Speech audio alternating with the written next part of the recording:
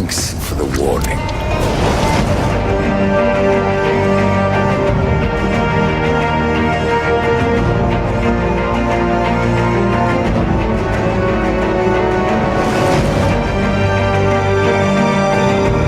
The first Darksiders was hard to put into words. It was like taking the combat of God of War, the dungeons of Zelda, and the art style of Todd McFarlane and bashing them into a single title, and it turned out to be really fun.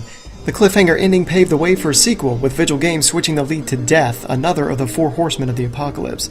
Sequels always provide an opportunity to improve, and the second installment looks to change up combat, exploration, and the introduction of RPG elements.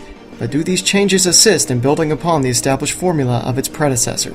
To bargain for war's freedom, Death swore that he would resurrect humanity.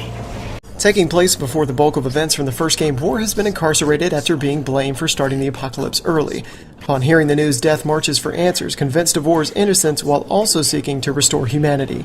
Through a chain of events, he traverses the world to battle back corruption and jump through various dimensions to his goal. This leads him to encounter a multitude of personalities to find the answer. Like this thing from Lord of the Rings, or this guy from Lord of the Rings, or riding this griffin that looks like it's from... Alright, you get it.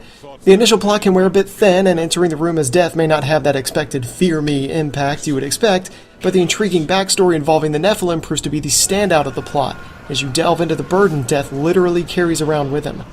Should you wish to undertake this fool's errand, then follow the trail of corpses left by my brethren. Fool's errand. Well, it would not be my first. The story may be different, but the attention to visual aesthetic is just as fantastic as the first entry. Character models have some rough edges, but the art design in the game is what makes Darksiders stand out. Between brilliant landscapes you traverse to towering bosses you encounter, the unique look of these entities give the world around you as much personality as the cast of outsiders you meet along the way. Unique personas are backed by exceptional voice work, and Michael Wincott, ironically enough, brings a lot of life to Death. The original soundtrack's occasional happy tune might feel a bit out of place with your dark surroundings, but for the most part, the tracks assist in giving Darksiders that movie-quality feel. You are not welcome here. Pity. I was starting to enjoy the atmosphere. The bulk of Darksiders involves you jumping from dungeon to dungeon, solving mind-bending puzzles and capping it all off with a boss fight. They start simple by throwing in the familiar use the heavy thing to hold down a button, but soon have you scratching your head with the more abilities you gain along the way.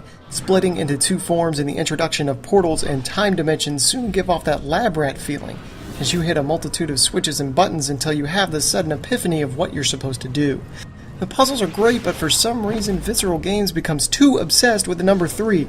Most dungeons involve opening 3 waterways or capturing 3 ghost spirits to open the final door, as if the developer in the meeting that wanted just 2 switches pressed was shunned for the rest of the creative process.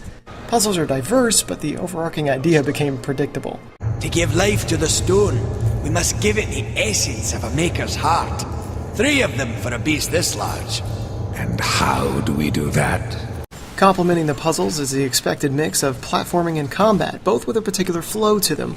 Almost like Prince of Persia, Death will grapple, wall climb, and wall run to reach his destination. It feels very fast, and is incredibly satisfying when you're able to chain together multiple moves to scale your objective. Combat's also quicker, and compared to his brother War, Death is much faster, with a flurry of strikes and rapid movement. There's no block button emphasizing you to press the attack with only a dodge button at your disposal. Combos require little memorization, and experimenting with timing usually gets the desired result. Controls feel fine, except for the fact that there's no option to toggle a lock-on ability. And in a game that requests you to use shoulder buttons in conjunction with face buttons, you can expect a few sessions of controller twister. Ah, the Pale Rider.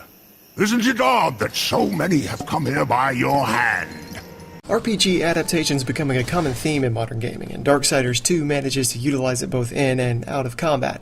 Armor and weapons drop from a multitude of sources, off of enemies found in one of the plethora of chests littered around the world, or purchased from merchants.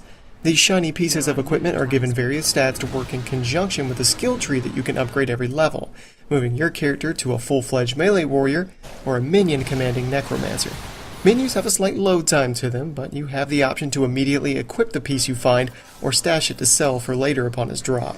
Possessed weapons remain the coolest highlight of the game, becoming more powerful as you feed other weapons to it. This talisman will certainly help you on your quest, but I fear you will not break your destiny.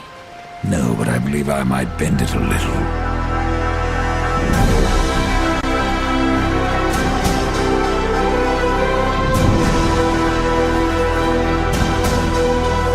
Darksiders 2 is everything a sequel should be. It's faster, more polished, and reinforces what the first game set in motion. Sure, you'll notice a little Left 4 Dead, a little Shadow of the Colossus, and a little Mass Effect influence, but these feel less like a copy and more like a complement. The large amount of additional content ranging from side quests to collectibles do not skimp on quality, and it'll be a chore for completionists looking to stay on track with the main story. There's even a nightmare difficulty offered for a second run where death is permanent for those seeking a challenge. With so much to offer in this game, the subtle shadows of strife and fury leave a lot of potential for where the franchise is headed.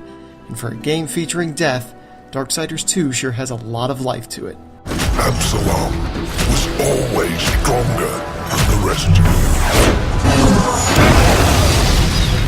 You'll find me strong enough, Samael.